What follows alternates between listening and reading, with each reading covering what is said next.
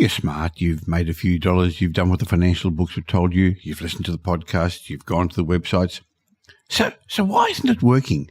Why aren't you getting ahead financially as much as you'd like to? Look, maybe your emotions and your expectations are getting in the way of good sense. Maybe you're paying attention to the wrong people. We all make mistakes with money, sometimes unknowingly, sometimes even recklessly. We've all got poor habits that hold us back. And that's what I'm going to talk with Tom Corley about today. So whether you're a seasoned investor or just starting out, join us to uncover the reasons why smart people sometimes do stupid things with their money and learn how to make smarter financial decisions. So, welcome to today's show, and let's get started.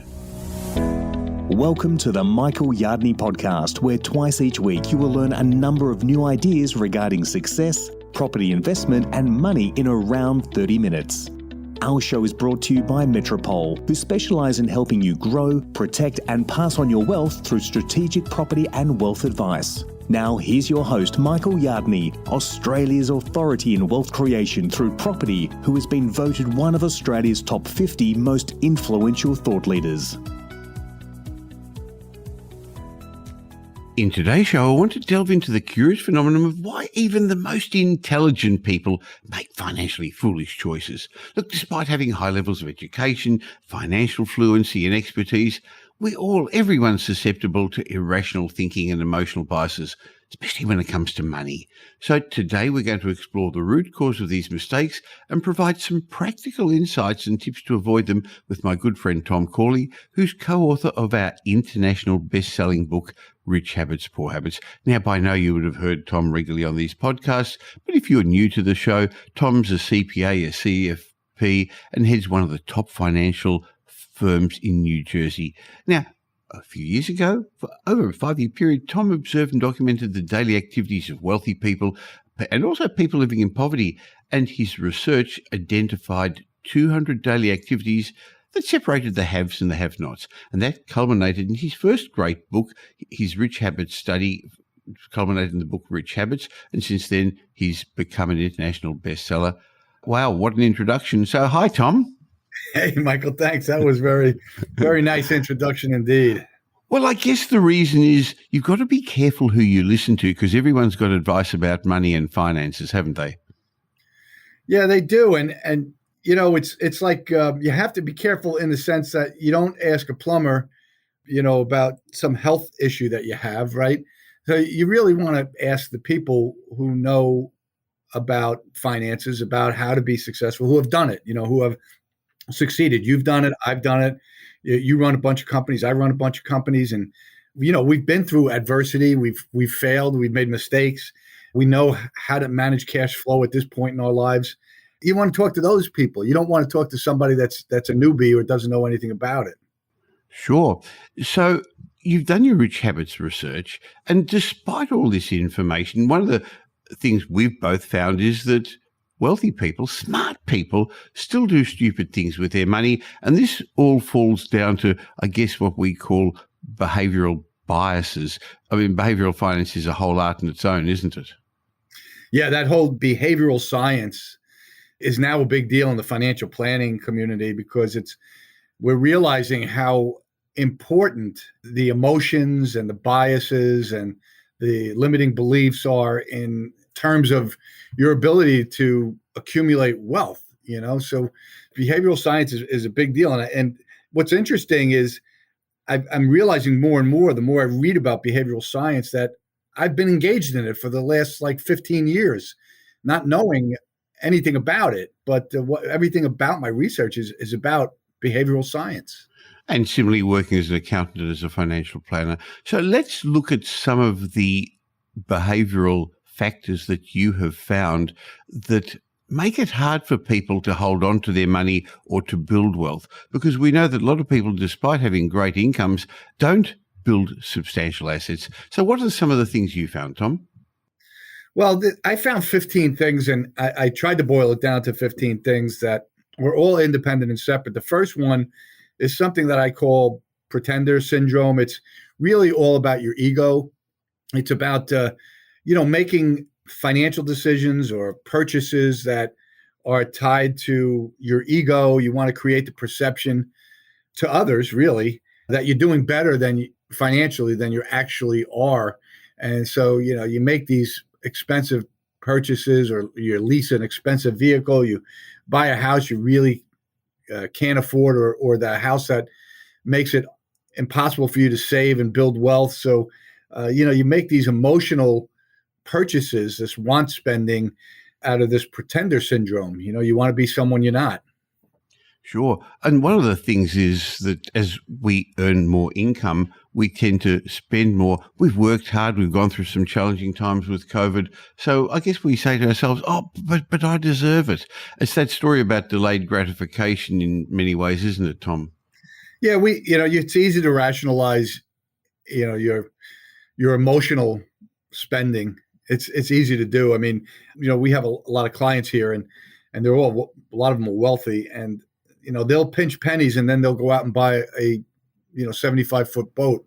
And I scratch my head. I had one of my clients who did such a great job, over the years in saving money, and then as soon as he started making a lot more money, he bought a house that was about 3 times as expensive as the perfect house that he was living in. And I tried to talk him out of it, but you have a way of emotionalizing your financial decisions, unfortunately. And that's why we're here. We're trying to just bring self-awareness to the Sure. people. Well, I think one of the other things one should be aware of is one of the most valuable assets you've got is time. When we speak to younger investors, they don't realize that having that long runway of being able to build an asset base is something that Warren Buffett can't dream about, can he? So they've got an asset that he hasn't got. Yeah, well, I mean, it's interesting. We all start out in the same place, on equal footing, in a sense. When we're born, we all have the same 24 hours in a day. Nobody has more than that. Nobody has less. What I found in my research that was interesting is that if you believe that time is on your side, then you can rationalize spending money today, because you'll make more money tomorrow. So I call this procrastination spending. This is where you just believe you have all the time in the world. And what happens is, you get into your 50s, and then all of a sudden we all become aware of the limited time that we have left. And it's at that point you're either behind the 8 ball, or hopefully you made the right decisions. But that's a big mistake. Procrastination, behavioral science, procrastination is a big problem. Now, people procrastinate for various reasons, and sometimes it's because they still think they've got to learn more, know more, don't have it right. The timing's never right. But in fact, what I was mentioning before about that long runway of having the time on your side doesn't mean you should waste that time, because where you are today is the result of all the decisions you chose to make and the decisions you chose not to make a number of years ago. And look where you are today. I think another issue is that with all the financial education out there on the internet, people sometimes think they know more about finances and financial management than they really do, Tom. Yeah. They think they're smarter than everyone else. And I think it actually, ironically, it comes out of ignorance. They don't know what they don't know. And once again, the evil ego gets involved.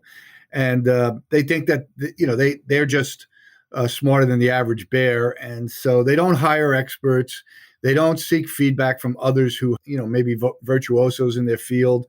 They just don't feel like they need anybody else's opinion. Now, the interesting thing is most of the successful people in my CPA firm, the clients, they're on the phone with me every week, asking me questions. The richest ones, the ones who are not doing as well, I hardly hear from them. It's a little bit of humility. You have to tamp down on your ego. But, my brother-in-law, who had, he's worth about $30 million. He would call me once a month just to pick my brain on things. And I thought he was really smart. But that's what they do. That's what really successful, wealthy people do, is they don't have that I'm smarter than everybody else. They want to learn. And so they seek feedback from others. Well, regular listeners to this podcast would know that I say if you're the smartest person in the room, you're in trouble. And that's why once a year we get together with a group of already successful business people, entrepreneurs and investors at Wealth Retreat. And I'm excited that now that COVID's over, you're going to be able to come to Wealth Retreat 2023 on April the 29th to May the 3rd on the Gold Coast. And people would have a look at this room of already very successful entrepreneurs and business people and investors and say, they're greedy. Why are they there? Why are they going back? Oh, do they want more? Well, first of all, we know that they're not greedy because a lot of discussions about contribution and giving back and passing on to future generations.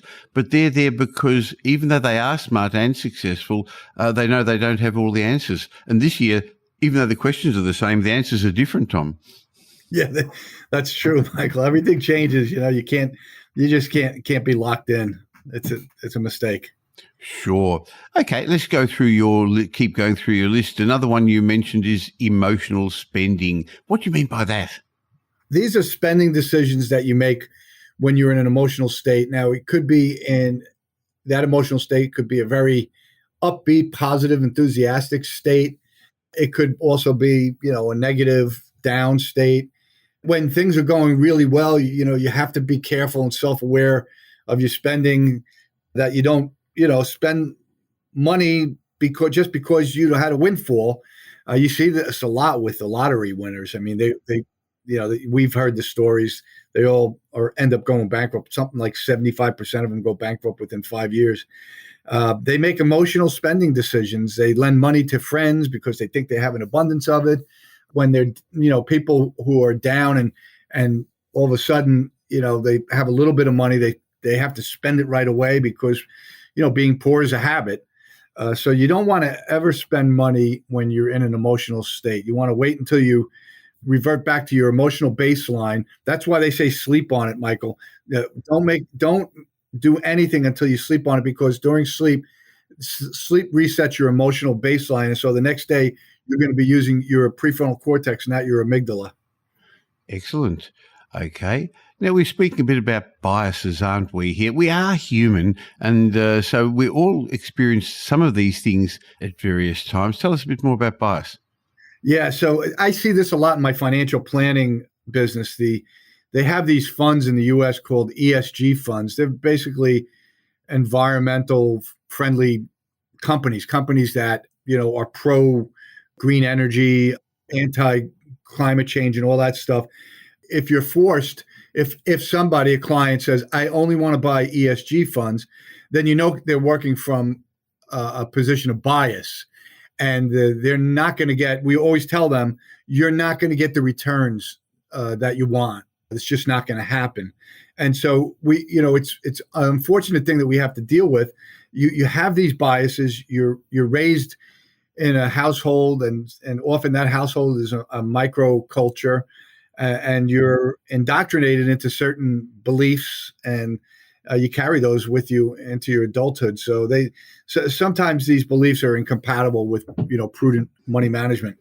Well, I remember reading Morgan Housel, a great author, who wrote that your personal experience makes up maybe 0.00001% of what's happened in the world, but maybe 80% of how you think the world works. We all think we know how the world works, but we've really only experienced a tiny sliver of it, and that gives us these biases.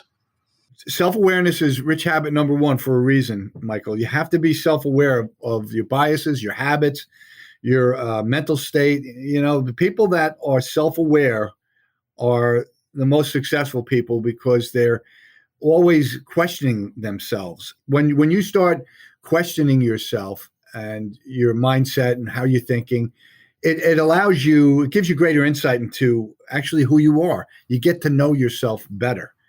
Yes.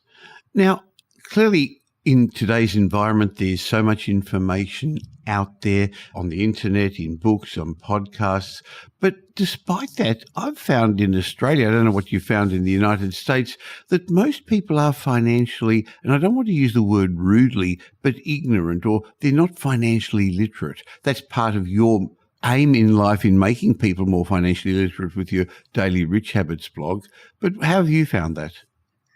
Yeah, that's what gets me out of bed every morning. Is I know my mission here is to help make people less ignorant about, a lot of things, but financial matters are one big thing that I try and teach them financial, good money management processes, smart money habits. Ignorance is one of the downfalls in terms of making financial decisions, because if you don't know what you don't know, you're not going to be making sound decisions. And we see that all you need to do is look at the average person and see how much debt, how much credit card debt they have, how much mortgage debt they have, how much auto debt they have, and you realize that they're operating from a position of ignorance when it comes to money.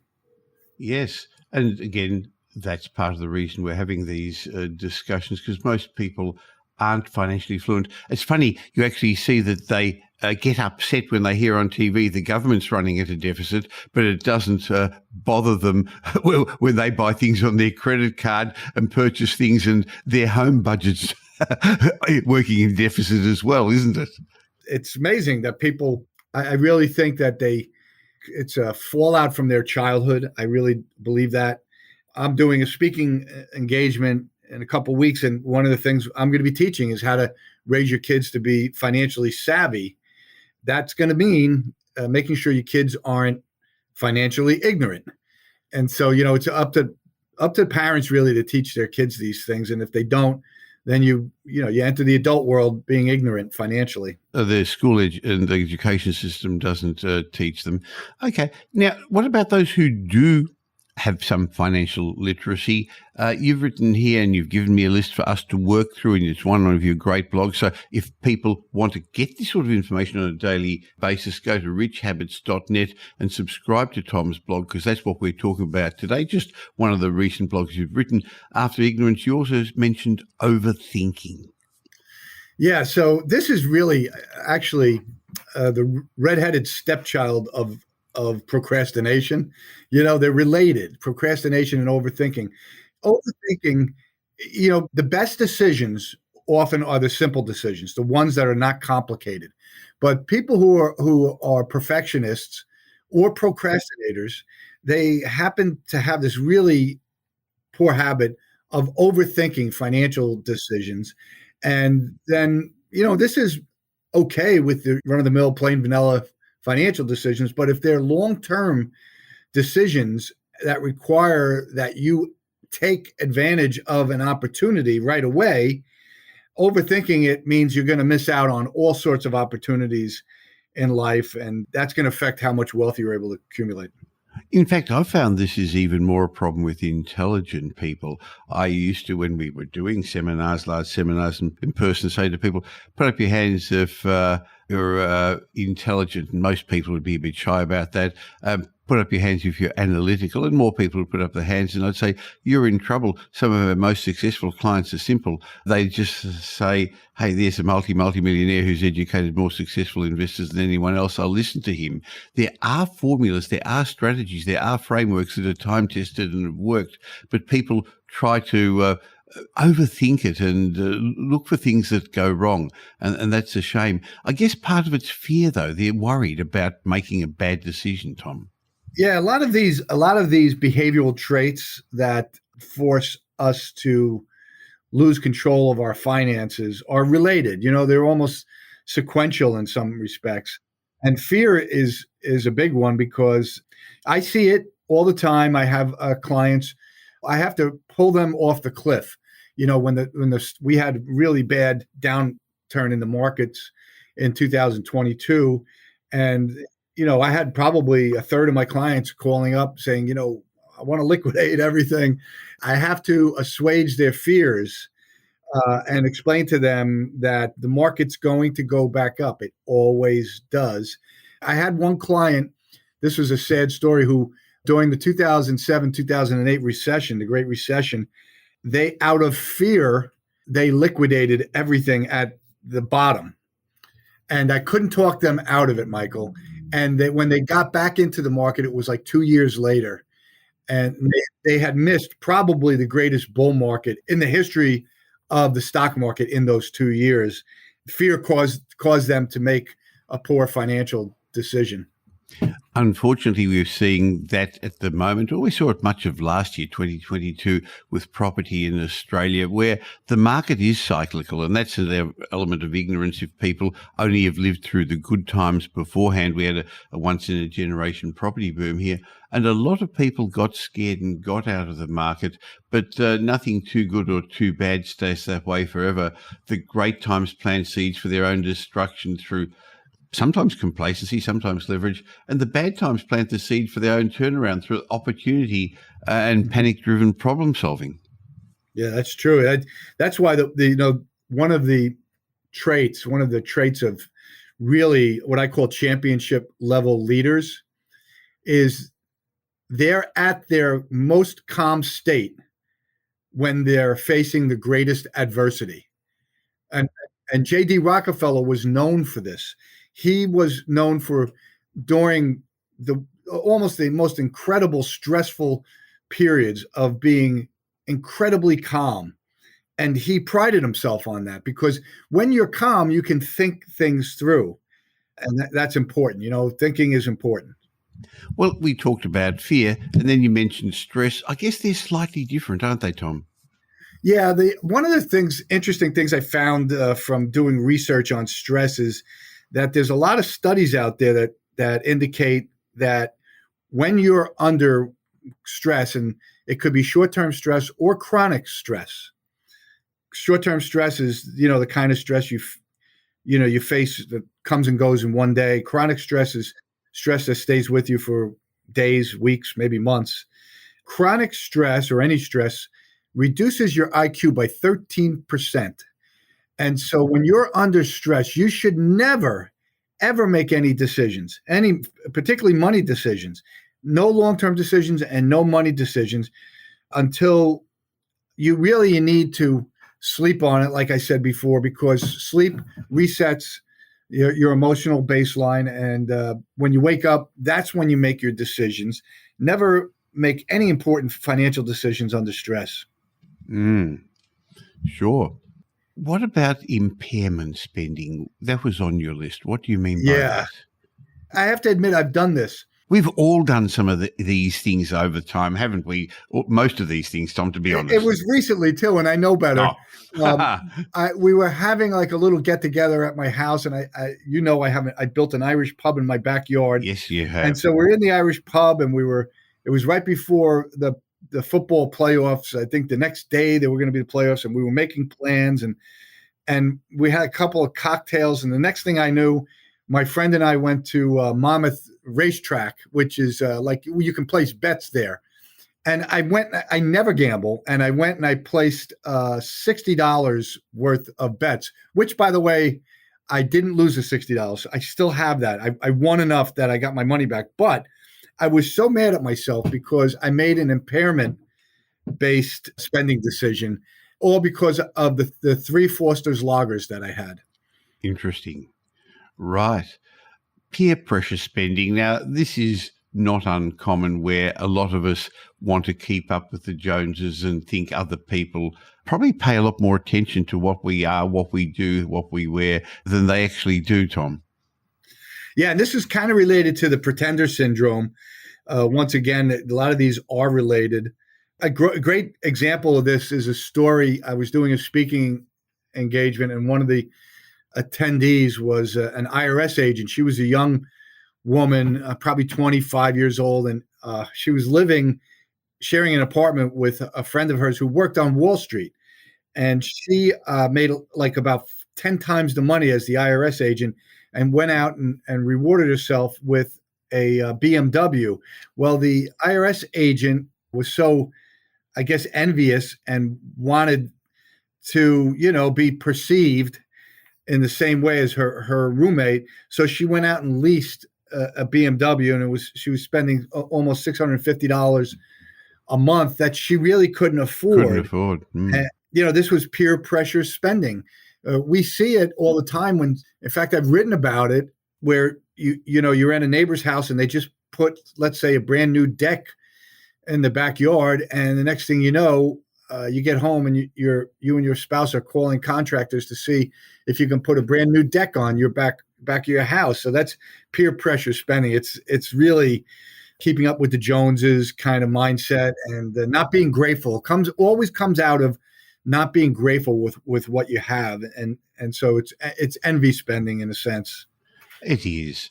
I guess another form of spending that we make mistakes with is impulse spending, those spur of the moment decisions. You see something on the internet, on your phone, whatever, and you click. It's easy. You don't have to put any money out. PayPal does it automatically. So the marketers know how to take advantage of this impulse spending tendency. Yeah, and so do the supermarkets. One of the causes of impulse spending, one of the most common causes, is decision fatigue. This is when your willpower reserves last about 2 or 3 hours. When you start making little decisions, even if it's what tie should I wear or what shoes should I put on. These are all little tiny decisions that eat away at your willpower reserve. And the supermarkets know this. And that's why after an hour of shopping, when you get to the checkout line, they have all of these ridiculous things that you would never buy, candy bars. What do you mean you'd never buy candy and candy bars, Tom? Well, not at the. I know that's We're true. very different people, aren't we? So I'm a victim of this. I love the fruity Tic Tacs. I always fall victim. Oh, really? To impulse spending. Yeah, I just love them. I can't get enough of them. And whenever I'm in the checkout line, I always get 2 or 3 of them. I always, curse myself for doing that. But, I've just spent, a half an hour shopping or whatever, and I'm a little down on my willpower reserve. So they get you at the checkout line all the time. So that's impulse spending. What about desperate decisions? Is another sort of time where we make mistakes. Yeah, this is really what poor people and lower middle class people are mostly the victims of, having to make desperate decisions. These are decisions that you make when you're in a position of weakness. And sometimes entrepreneurs have to face this, especially early on, or when they're growing their business. They need money from the banks, or they need money from venture capitalists. And so they're kind of in a position of weakness because they need that money. And so they make decisions out of weakness, or desperate decisions. And desperate decisions are 100% of the time always the wrong decision. They might solve a problem in the short term, but they cost you in the long term. And so you never want to make desperate decisions. Sometimes you have no choice. You have no choice but to make desperate decisions. And then you're going to spend the next 3 or 4 years unraveling that poor decision, fixing it, and making sure you aren't in a position where you have to make another desperate decision.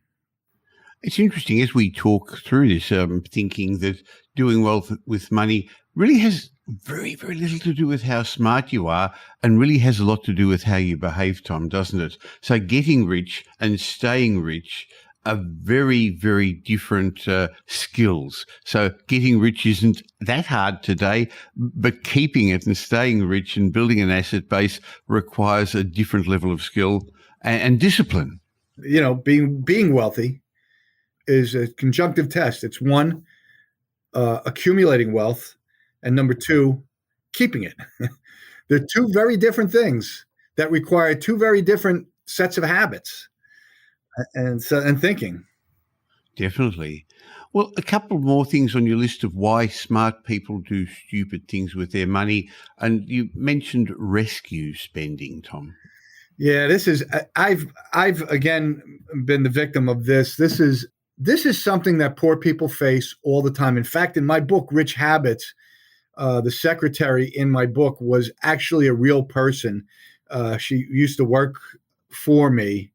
She was the most successful in her family, even though she was a secretary, because she was actually earning a weekly paycheck. And what would happen is, as soon as she had any money at all, there would be someone in her inner circle, which was mostly poor people, that needed that money. I experienced this myself. I mostly grew up in a poor household. And I remember when I was in the 8th grade, I worked really hard during the winter and the spring to save $150 from mowing lawns and shoveling snow. And I was going to throw myself an 8th grade graduation party. And I remember a week before, I invited like 12 of these kids over, and I had to tell my mom. So I said, Mom, I'm having, a graduation party next week here at the house. And my mother said, Oh, Tommy, we can't afford that. We can't buy pizzas for them. We can't, all this stuff. And I said, No, Mom, it's okay. I saved $150. I'll be able to pay for it myself. And that night, my father came into the room, and he didn't want to, but he said, Tom, I know you worked hard for that money, but we need it to pay the bills. We're behind on our bills, and we need it. So, and it happened again when I graduated college and I was still living at home. I had managed to save $5,000. I was going to buy a car. My father found out, and I had to give him the $5,000 because they needed the money. And so this rescue spending is predominant among the poor and the lower middle class. You see it less in the middle class and the upper middle class and the wealthy, because your inner circle's different. So it's primarily a poor to lower middle class problem.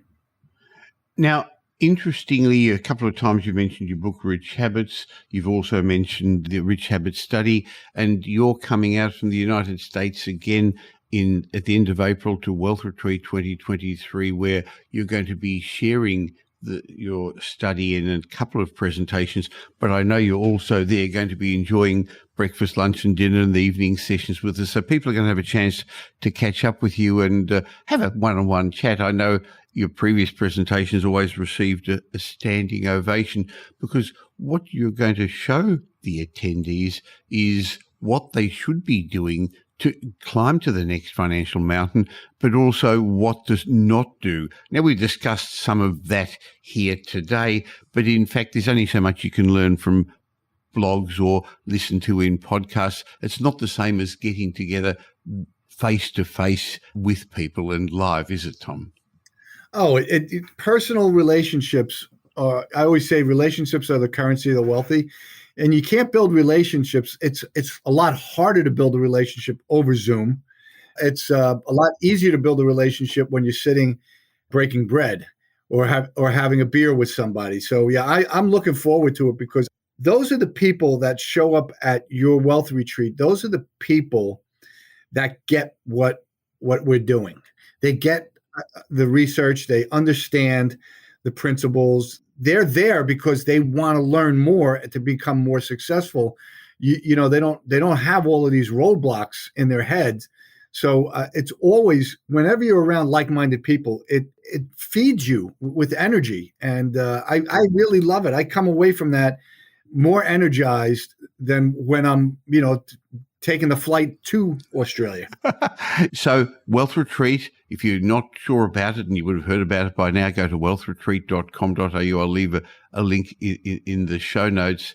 Tom, interestingly, we met on social media. I think I first saw your tweets on Twitter, and then I asked, can we republish some of your things on Property Update? And then it's only after we met face-to-face and personally that we built a friendship, we built a partnership, and we've written an international best-selling book. So some great relationships come out of Wealth Retreat. Yeah, it's amazing, isn't it? It all started on Twitter, and we've become fast friends. It's amazing. It really is amazing to me how, social media has really changed. It's a game changer.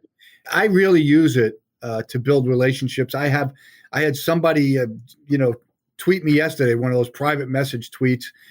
He was telling me his whole story about why he's worth about $40 million, how it happened. He grew up in poverty and all this stuff. This is why I'm in it. I want to build relationships with these types of people, because they're the people like you, people like me, and other people who have done what we're doing. That's what gets me excited about life.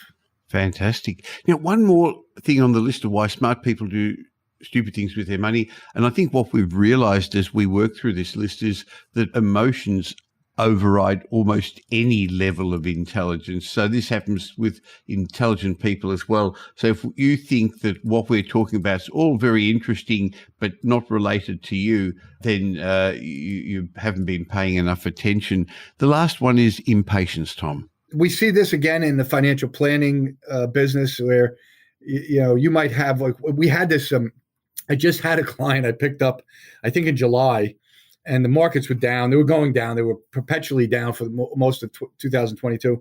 We had a plan, a financial plan, and within 3 months, the client said, I don't like what's going on with my money. It was down about 3 or 4%. I said, you have to be patient. You can't liquidate this stuff now. We talked about this. The market's going to be volatile. And so the sad thing is that when we make impatient money decisions, they're always poor money decisions. They're fear-based too, sometimes. You just don't want to make any major purchases with immediately. This is something you have to, delayed gratifications, patience. Got to do your homework. It takes time for sometimes investments to pay off. Michael, this better than anybody. So you've just got to be patient and have a plan. What makes you patient, I think this is really the most important thing. What will make you patient or force you to be patient is having a plan. What makes you impatient is not having a plan. That's interesting that you say that, because that's what we do before we give any property advice. We have a plan, and then you stick to the plan so that when all the issues happen outside, all the white noise, it doesn't distract you. Otherwise, you fall back to the lowest common denominator and do what everyone else does. So I guess along those lines also, Warren Buffett's great quote comes to mind: wealth is the transfer of money from the impatient to the patient. So, Tom, as we've discussed, there are many reasons why people make mistakes with their money. And I hope that just by discussing some of those, it's made people more aware of the pitfalls. And again, if you don't think we're talking to you, but we're talking about other people, please have another think about that. Tom, I look forward to catching up with you again in a month for these regular Rich Habits, Poor Habits podcast. But more than that, I look forward to catching up with you at Wealth Retreat. And that's not that long away. It's just around the corner. No, I'm so looking forward to it.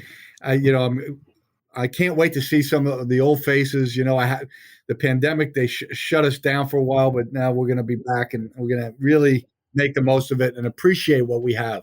Fantastic. Thanks, Tom. Thank you, Michael.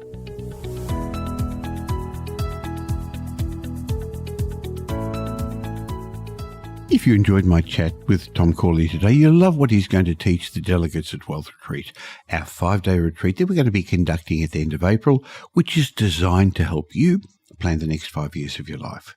When you join us, you're going to be surrounded by the best faculty of property, tax, money, business and finance experts I could put together, who are going to provide knowledge-sharing sessions and mentor you in planning for your success.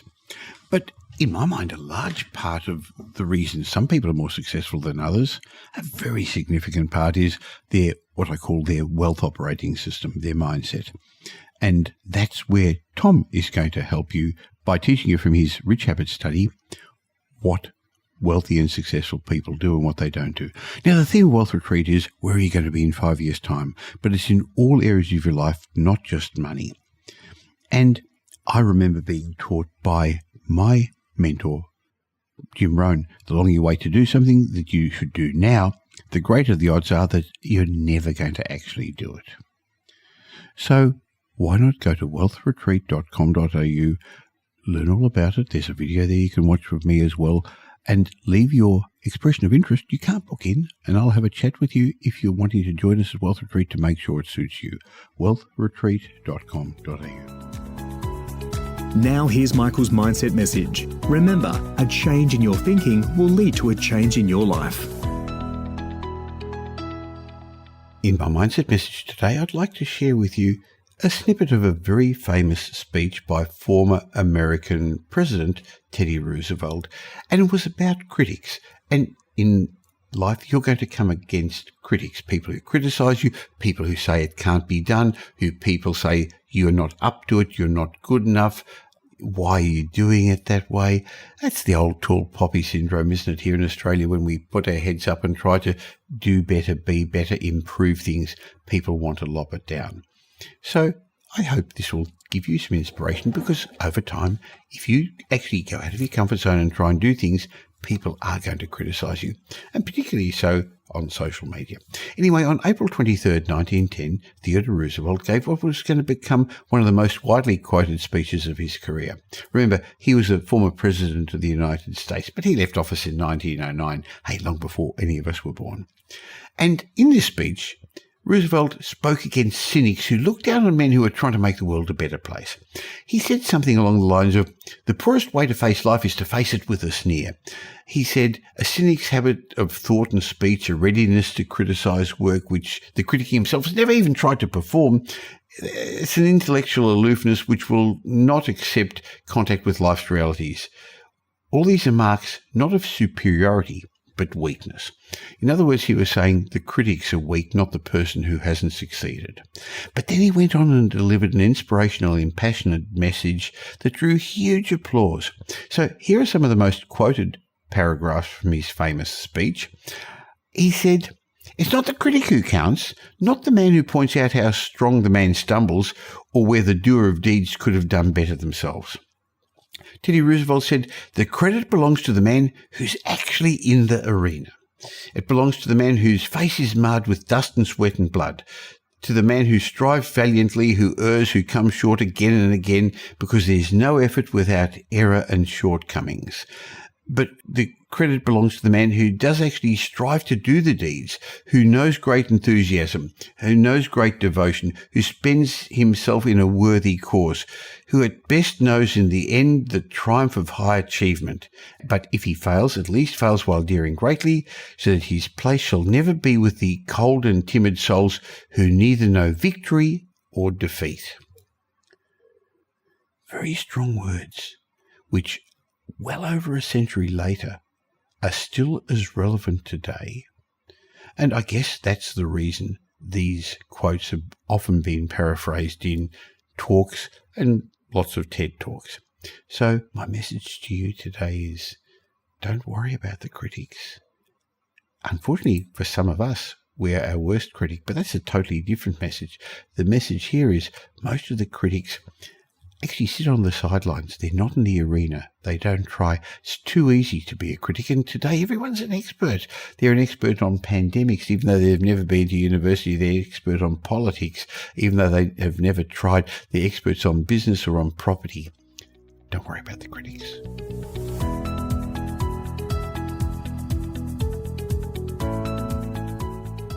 Well, thanks for spending the last little while with me, and I hope you got some benefit from this show. If you did, and you know somebody else who'd also benefit, please tell them about the Michael Yardney podcast. There's a share button on every podcast app. On Apple Podcasts, there's 3 little buttons down the bottom. Press it and share it, or just tell them about the Michael Yardney podcast.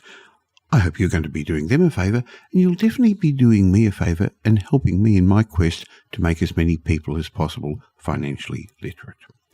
Now, there's ways of catching up with me between these shows. Just look for Michael Yardney on social media, or why not join my private Facebook group? Go to Facebook and look for the Property Update Facebook group. And I have a way of saying thank you to you for subscribing to this podcast. Go to podcastbonus.com.au. There'll be a link in the show notes, podcastbonus.com.au, where you can get a bunch of ebooks and reports. My way of saying thank you. And when you've got time, why not listen to some of the old podcasts? There's individual lessons in each of those that I think would be helpful for you. I'll be back again real soon. In the meantime, have a great week. Make it a great week. Thanks for listening to this episode of the Michael Yardney podcast, which was brought to you by Metropole, who help their clients grow, protect, and pass on their wealth through strategic property and wealth advice. If you like what you heard and don't already subscribe, you'll find us on iTunes or on your favourite Android app as the Michael Yardney Podcast. Watch out for our next show, which comes to you twice a week, and you'll learn some new ideas about property investment, success and money in around 30 minutes. To get more of Michael's thoughts, go across to www.propertyupdate.com.au and sign up for his daily morning briefing, and you'll hear from not only Michael but a group of leading property success and money experts. And just a reminder that the information you heard in this show today is general educational advice and not specific investment advice, as we don't know your personal circumstances. If you're looking for specific advice, why not ask the team at Metropole to help you?